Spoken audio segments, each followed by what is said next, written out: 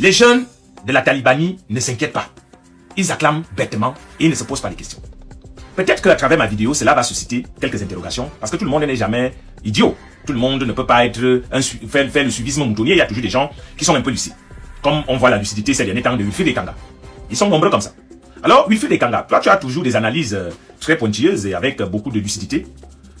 Peux-tu m'aider à poser la question aux talibans, comment est-ce qu'ils ont pu relayer l'information de la désignation de Maître Alice comme porte-parole d'Issa Chiroma Bakary, fameux décret du président élu de Facebook, sans se poser la question de savoir où est la rupture avec la politique qu'il décrit, où est la rupture avec la politique que vous, les talibans, vous décrivez.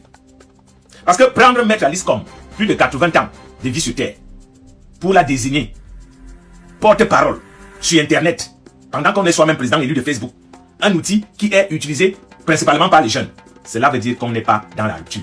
On veut simplement être dans la continuité. Bien au contraire, on veut même revenir en arrière, on regrette même. C'est ce que Issa Chiroma envoie comme message ce soir. Parce que quand on dit qu'on s'inscrit dans la rupture, qu'on veut être différent du régime qu'on dit combattre, comment comprendre qu'on nomme une mamicratie comme Maître Alice comme porte-parole? Cette maman a d'autres talents, a d'autres compétences, notamment dans l'avocature, où elle aurait pu bien être conseiller technique des questions juridiques pour le président élu de Facebook. Mais la mettre porte-parole pour s'adresser à un public majoritairement jeune, j'estime que Chiroma Bakary fait encore la preuve de beaucoup de démagogie et il vous a encore niqué une fois de plus. Oui, Issa Chiroma vous démontre que si vous l'aviez aidé à réussir son sale coup d'arriver au pouvoir par la fraude, parce que s'il y a bien quelqu'un qui a fraudé, c'est lui, il allait vous niquer vous tous. Oui.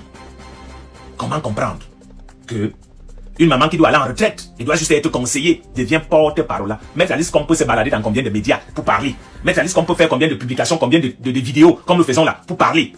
Alors vous allez me dire que non, le porte-parole n'est pas pour... Non, vous êtes sur Facebook. Et sur Facebook, la communication digitale doit être adaptée au public de Facebook, puisque vous êtes des élus de Facebook. Moi, ce qu'il faut relever ici, c'est le fait que Issa Chiroma choisisse plutôt quelqu'un de son âge. Comme il a choisi les Anissé Kane de Dieu quand Kameni dans la fameuse liste des ministres qu'il voulait nommer. Il n'y avait aucun jeune dedans. Le seul nom qu'on avait vu dans l'intérêt, c'est le nom de Nouran, où il était secrétaire d'État au commerce. Il n'était même pas ministre. Donc, le gars est dans la logique de la papicratie. Alors, quel changement parlez-vous? Au moment où le président de la République, son excellence Paul Biya, dit que le septennat qui a commencé là est consacré à la jeunesse et aux femmes. Au moment où toutes les politiques publiques mises en œuvre sont là pour favoriser l'auto-emploi des jeunes, l'insertion socio-professionnelle des jeunes, l'encouragement des jeunes, remplacer les anciens par les jeunes, renouveler l'élite politique et administrative. Voilà les nouvelles politiques du septennat de Paul Biya. Vous avez donc un Issa Chiroma Bakary qui est sorti deuxième à la présidentielle, qui lui préfère nommer les mamies. Alors, vous êtes majoritairement jeune, qui est descendu dans la rue pour l'aider dans son plan d'insurrection. Vous devez être dessus ce soir. Vous devez lui demander les comptes, vous devez lui dire, mais les élus, est-ce que c'est ce qu'on s'est dit? Mais là, tu es en train de nous démontrer que tu es pire, que vraiment ça ne sert à rien de continuer à marcher avec toi. Petite chose où on vous demande de démontrer que vous pouvez faire différent des autres. Une petite chose où vous avez l'occasion de démontrer au monde entier que vous êtes meilleur que ceux qui sont là, que vous pouvez faire mieux que ceux qui sont là. Vous échouez lamentablement, Issa Chiroma. Là où tu aurais pu nommer Zui, là où tu aurais pu nommer Boris Bertor, là où tu aurais pu nommer Billon, là où tu aurais pu nommer Samuel Yodi, là où tu aurais pu nommer tous ces petits qui te soutiennent là. Comment tu peux encore mettre comme porte-parole là, mettre Alice comme octogénaire, alors que tu as tous ces jeunes que je viens de citer, qui sont là sur les plateaux de télé, qui te défendent.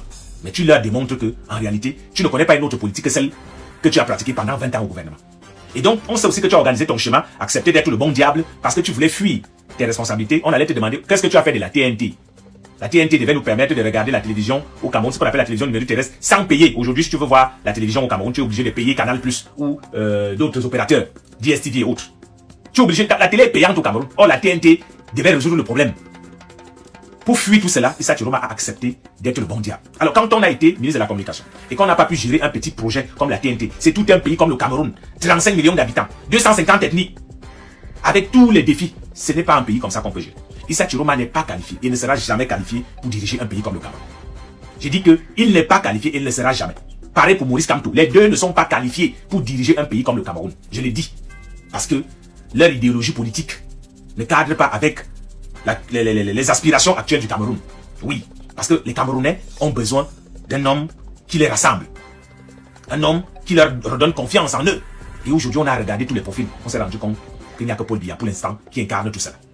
Donc, Issa Chiroma vient encore de nous démontrer qu'il n'a jamais voulu le changement. Il vient même de nous démontrer qu'il a voté pour Paul Biya. Parce que s'il était dans la logique du changement, il aurait lui-même, dans les premiers actes qu'il pose en tant que élu de Facebook, au moins pour dire qu'il peut faire différent, désigner un jeune à la place d'une vieille comme Maître Alice Comme, qui est aussi fatiguée. On l'a vu aujourd'hui, elle était fatiguée, monter les escaliers. Maître Alice Comme ne peut plus courir, ce n'est plus de son âge.